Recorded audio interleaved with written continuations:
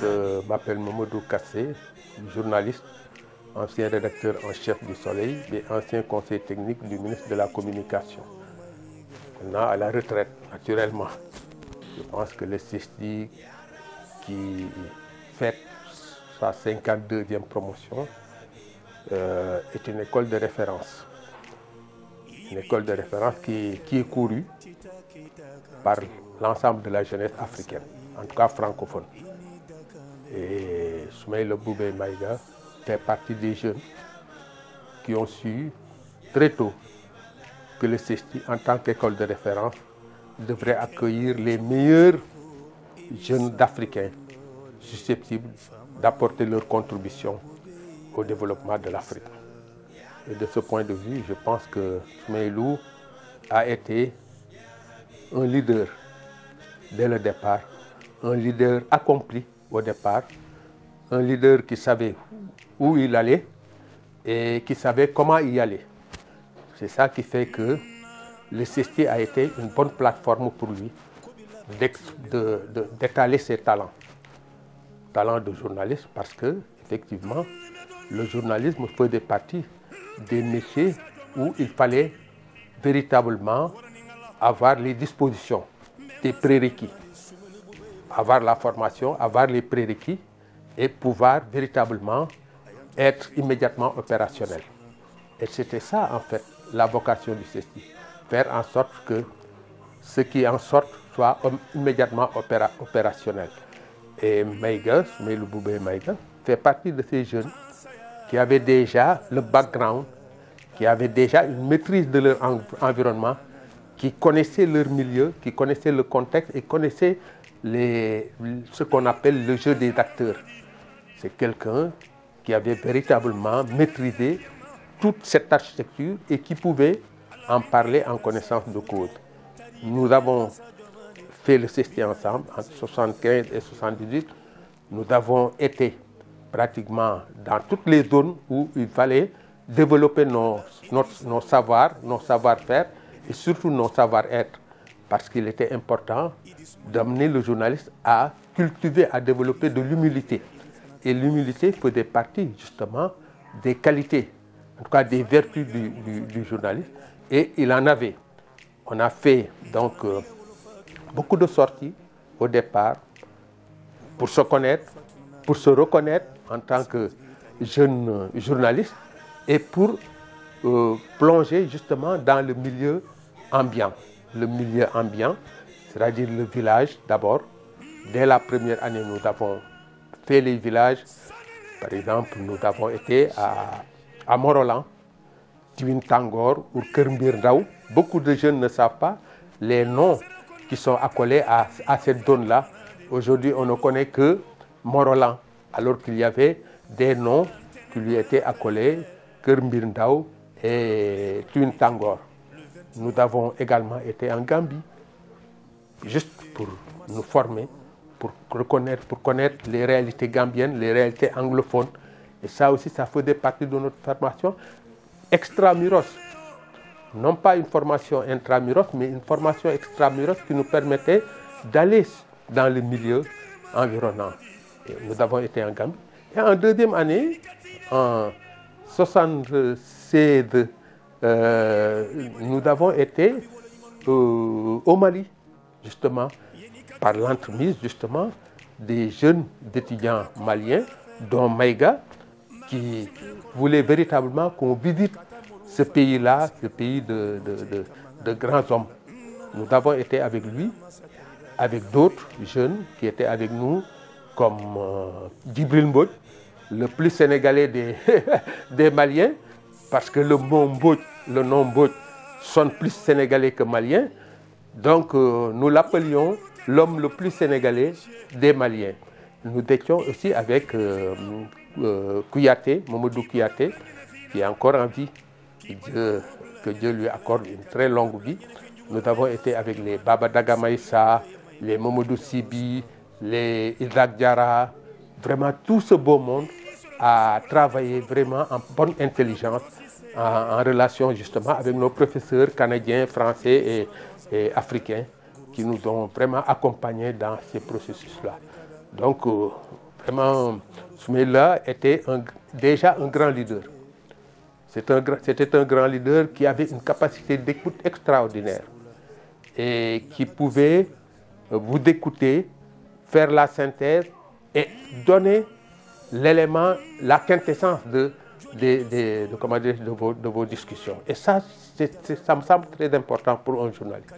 Un journaliste doit savoir écouter, il doit savoir comprendre et doit savoir aussi faire la synthèse de ce que vous dites. Et ça, je pense que dès le départ, il avait justement cette aptitude, cette maîtrise du discours qui lui permettait vraiment de comprendre les choses et de pouvoir en faire un bon usage. Et c'est ça que je retiens de Soumaïlou. Maintenant, il y a effectivement beaucoup d'autres aspects qui me semblent importants et sur lesquels les gens ne reviennent pas toujours. Parce que à l'époque, quand on faisait le CESTI, il n'y avait plus de département de sociologie. L'université n'avait plus de département de sociologie. Donc, le point focal des jeunes qui voulaient vraiment faire éclore leurs idées, c'était le CESTI. Et c'est ça qui fait que nous nous sommes retrouvés avec des parcours différents au départ, mais dans un tronc commun qui nous a permis de savoir qu'on pouvait tirer profit des compétences des uns et des autres. Parce qu'il y en a qui ont fait beaucoup de philosophie, il y en avait qui ont fait de l'histoire, d'autres ont fait la géographie et d'autres ont fait les autres aspects qui nous ont permis, une fois au CESTI, de pouvoir travailler en parfaite intelligence, en échangeant sur nos compétences et en arrivant véritablement à trouver la bonne plateforme pour exprimer nos idées. Et ça me semble important. Et de ce point de vue, je pense que Maïga fait partie des éléments moteurs justement de cette dynamique, de cette forme de partage de connaissances qui nous sort de l'éducation justement vers la communication. Parce que de là, nous avons compris que nous étions dans un secteur où il fallait communiquer. Et la communication transcende le volet éducation pour aller dans ce que j'appelle le volet échange, partage de connaissances. Et c'est ça qui faisait la force de Soumaïla. Et il a poursuivi cela dans toute sa carrière. Il l'a poursuivi avec cette même dynamique, cette même posture qui lui a permis de côtoyer les grands hommes. Au Mali, par exemple, il y a beaucoup de leaders politiques qui ont eu recours à ses conseils, à son entre-gens, pour arriver véritablement à asseoir leurs idées et à travailler en parfaite connaissance avec les autres. Vous savez, déjà à l'époque, je me rappelle quand il est sorti du CESTI et quand il a commencé à travailler, il a côtoyé les leaders politiques. Beaucoup de leaders politiques qui, à l'époque, s'étaient opposés à Moussa Traoré, au président Moussa Traoré. Il s'est beaucoup battu aux côtés de ces leaders politiques. Il s'est surtout battu aux côtés d'Alpha Oumar Konaré, qui a été président de la République du Mali. Moi-même, personnellement, j'ai eu à couvrir, ou en tout cas à superviser, parce que c'était dans le cadre des Nations Unies, à superviser la transition malienne entre Amadou Toumani Touré et Alpha Oumar Konaré. Quand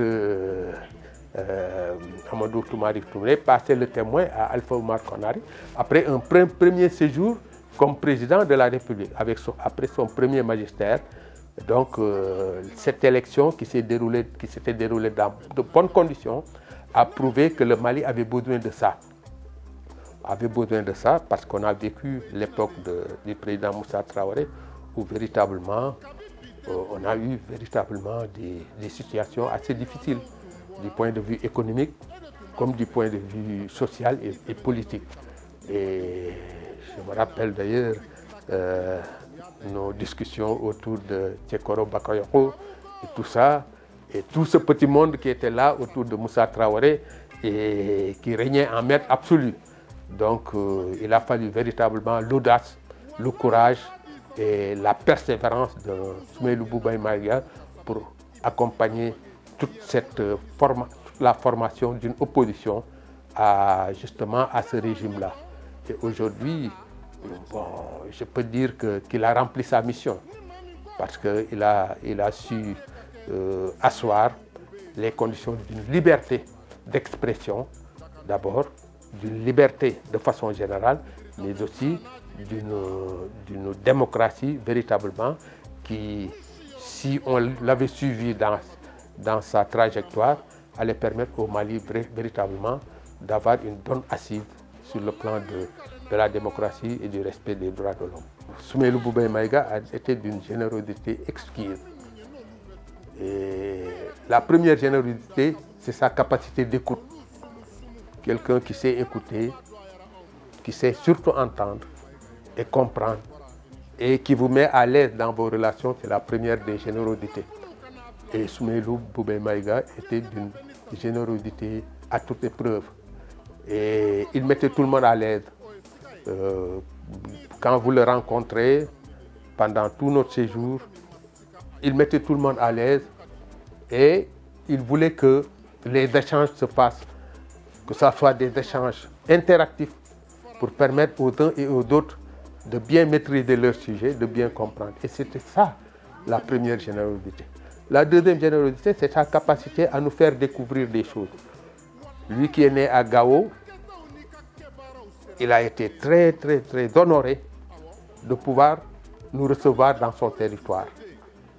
Et nous avons fait le voyage entre Bamako, Mopti, Sédhiou, Ségou, etc. Et nous avons compris à travers cela qu'ils avaient la volonté de nous faire découvrir l'Afrique, une autre Afrique. Nous n'étions pas préparés peut-être à ça, mais dès que nous sommes entrés dans le territoire malien, nous avons vu qu'il y avait un autre mode de vie qui tient compte davantage des réalités locales que de l'extérieur.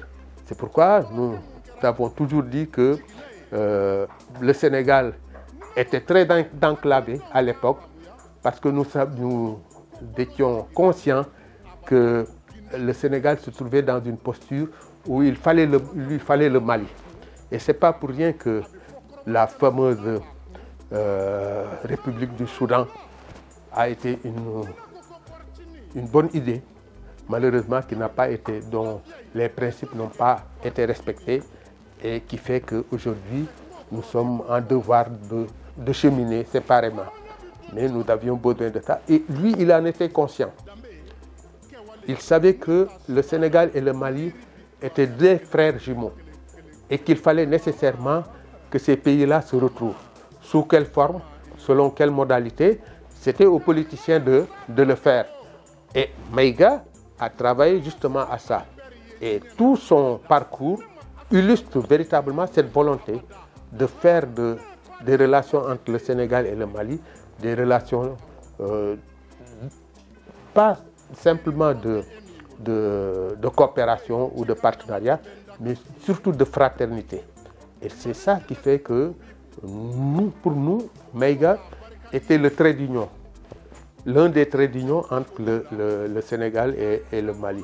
C'est cela sa générosité.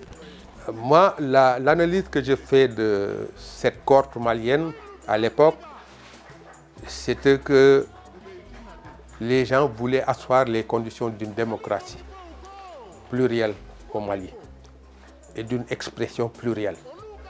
Et de ce point de vue, je pense que ça a été une option stratégique qui devait permettre au Mali de se positionner en tant que plateforme de communication, plateforme d'échange, comme il l'a toujours été d'ailleurs dans l'histoire.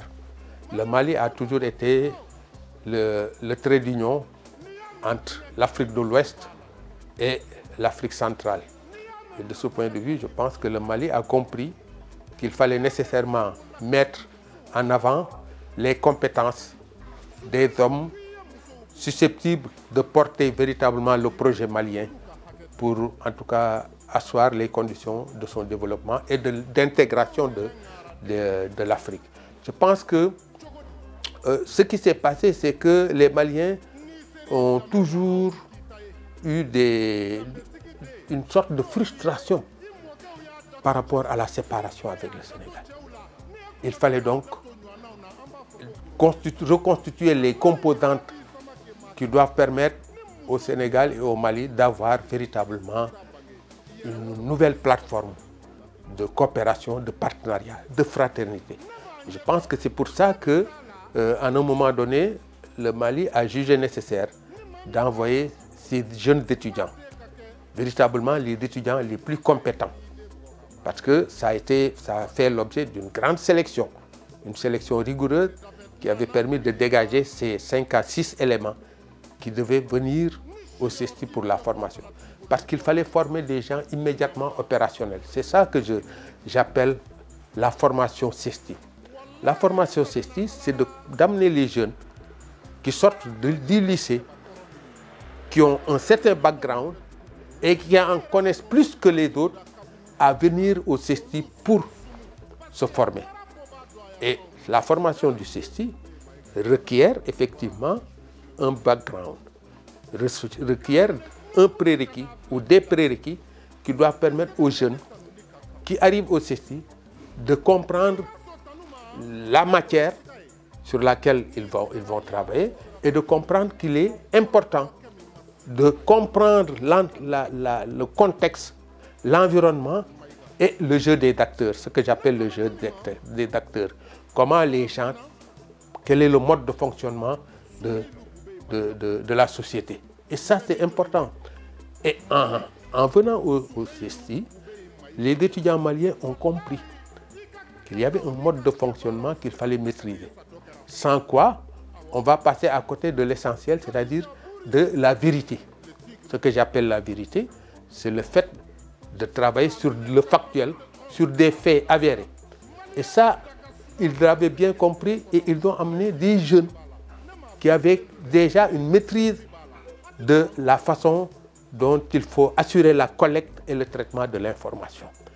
Et ça, c'est important.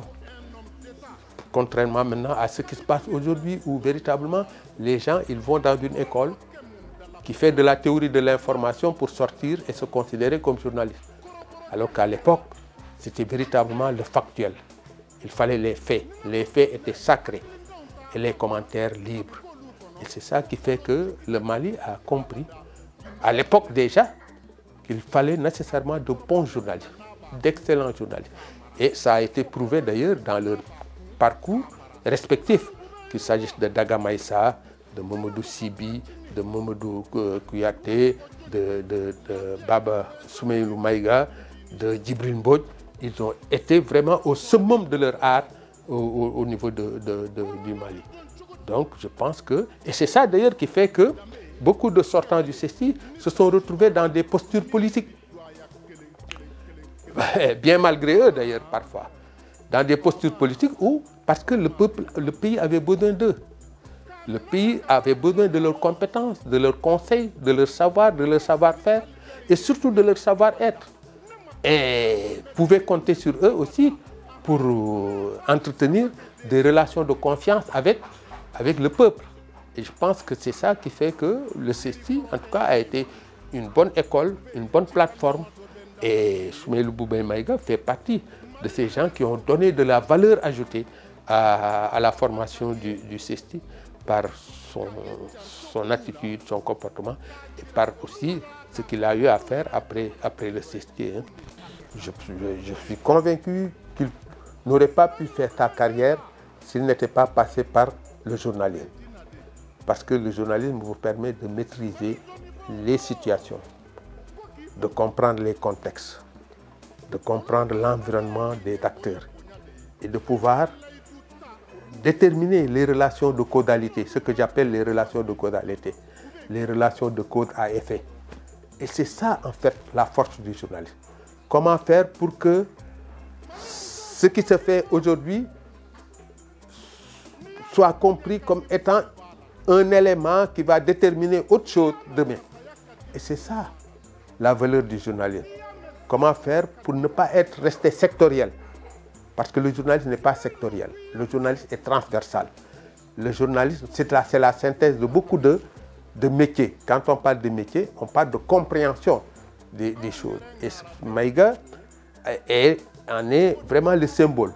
C'est le symbole de la synthèse de tous ces métiers environnants qui, mis bout à bout, peuvent permettre de comprendre beaucoup de choses. Sans quoi, on allait rester dans le sectoriel. Vous avez des ingénieurs, vous avez des philosophes, vous avez des pédagogues, mais avoir un métier transversal qui intègre tout ça, il n'y a que le journalisme qui peut le faire. Et c'est ça qui fait la force de Maïga. Et c'est ça qui fait que dès qu'il est entré en politique, il a réussi. Il a réussi à accompagner les leaders, d'autant que c'est des leaders quand même de haute carrure, de haute personnalité, qui étaient là sur le terrain et qui avaient compris qu'après le régime des militaires, il fallait un régime éminemment démocratique. Et Maïga a travaillé à ça. C'est ça qui fait qu'il est moins visible sur le terrain journalistique que sur le terrain politique. Parce que la politique aussi, c'est le prolongement d'un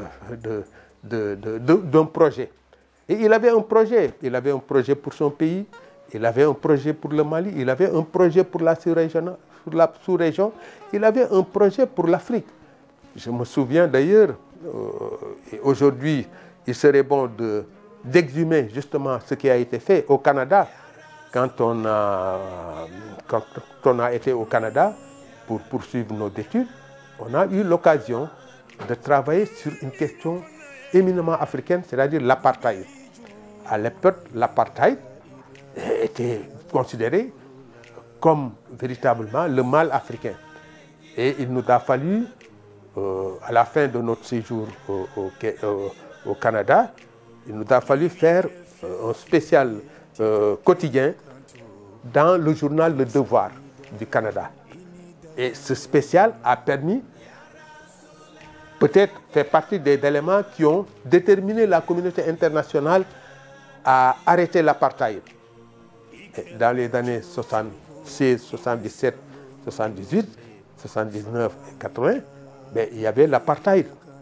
Et tout le monde décriait cette attitude des afrikaners qui avaient mis les Noirs dans une chape de plomb. Il nous a fallu donc faire une édition spéciale.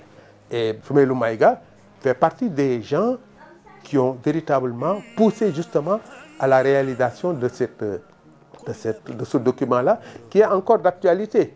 Aujourd'hui, au moment où le président Trump demande aux Afrikaners de rejoindre les États-Unis, vous voyez que l'histoire est en train de bégayer quelque part.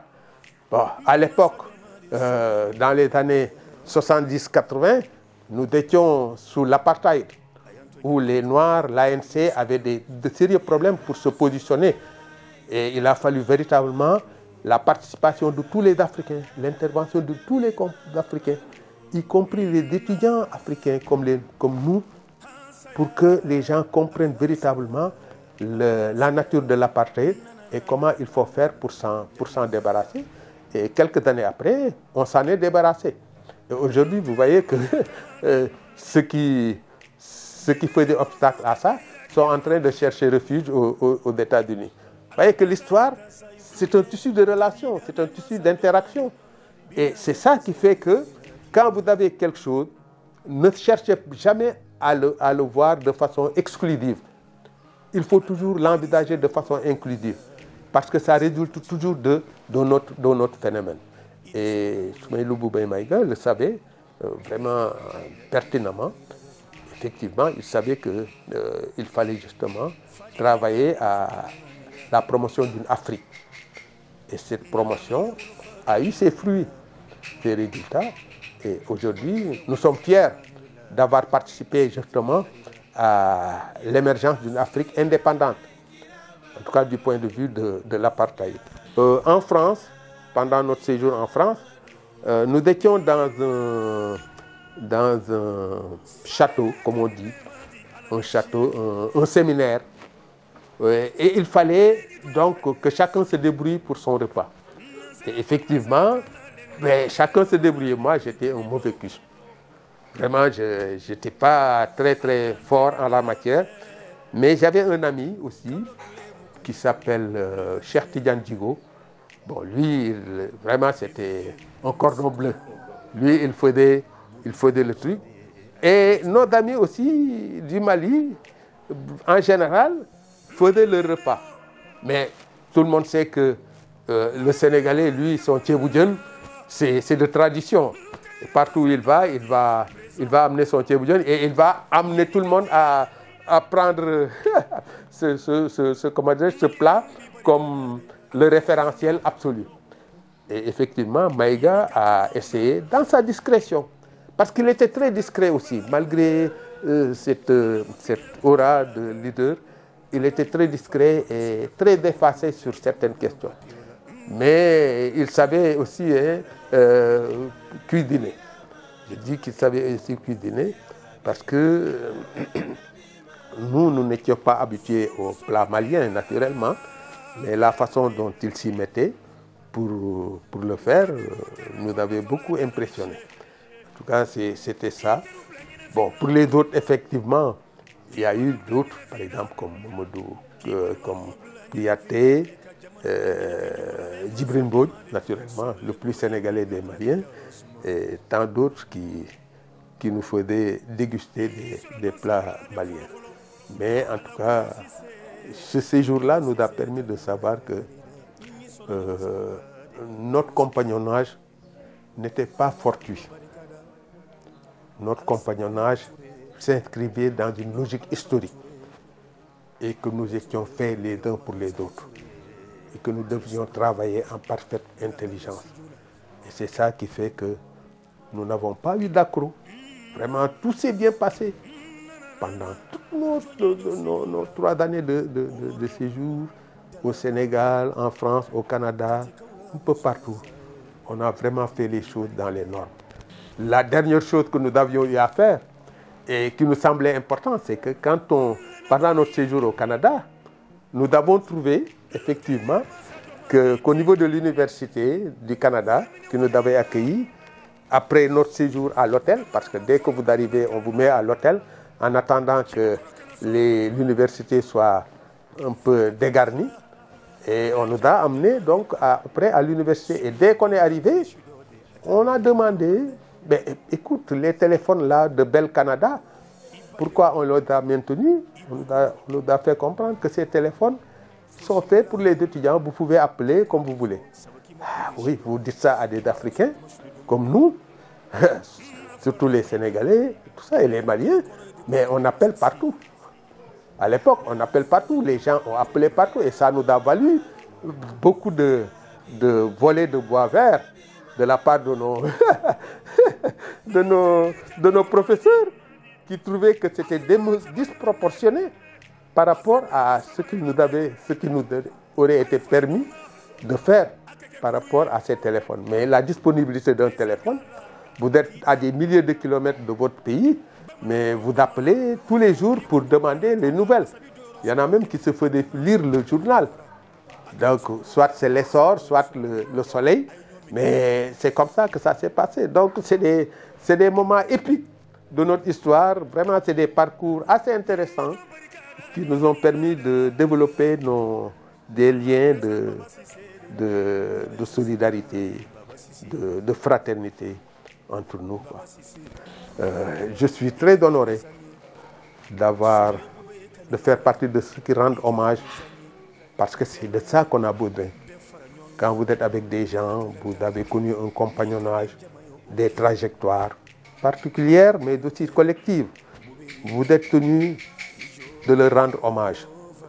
Nous sommes dans notre rôle de rendre un vibrant hommage à ces gens qui nous ont quittés, parce que nous en avons beaucoup qui sont déjà partis. Au Sénégal, nous en avons perdu 3 qui étaient avec nous un peu partout. En Afrique, il y a des gens qui étaient avec nous, qui avaient beaucoup d'ambition, beaucoup de volonté, qui s'étaient engagés pour leur pays et qui, hélas, nous ont quittés. Nous souhaitons vivement que leur projet soit poursuivi et qu'ils puissent en tout cas réaliser le destin qui leur avait été inscrit.